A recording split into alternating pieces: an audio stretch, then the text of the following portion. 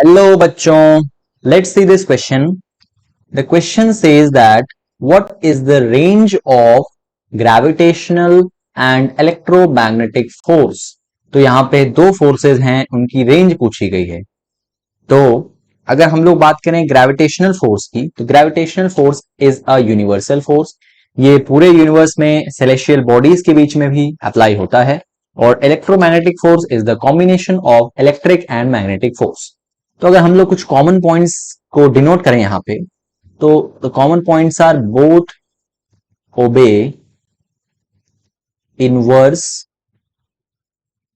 Square law.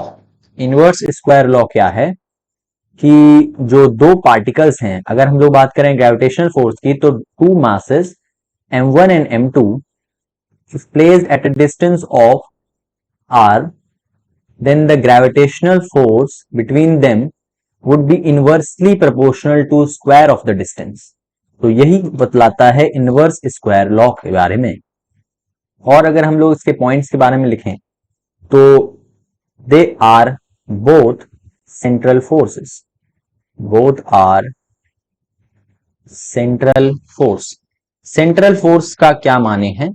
Central force का मतलब है कि जब ये ऐसे फोर्सेस हैं, दोनों ही ऐसे फोर्सेस हैं जो कि एक मिड लाइन के ऊपर एक्ट करते हैं। जैसे अगर m1 m2 रखा हुआ है दो मासेस, तो ये फोर्स एक line passing through both of them, both particles के बीच में जो लाइन हम लोग बनाएंगे, उसी पर ये फोर्स एक्ट करेगा। इसी को सेंट्रल फोर्सेस कहते हैं। ठीक है, मतलब इन दोनों ऑब्जेक्ट के सेंटर से जो लाइन ज्वाइन करे, उस पे एक्ट करने वाला फोर्स, उस लाइन पे एक्ट करने वाला फोर्स ही सेंट्रल फोर्स कहलाता है। और अब हम लोग आए क्वेश्चन पे, तो what is the range? Range पूछा गया है।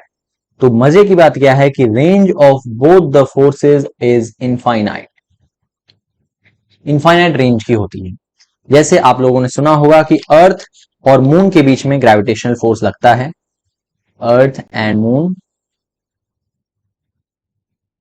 के बीच में ग्रेविटेशनल फोर्स लगता है। And tension is a type of electromagnetic force.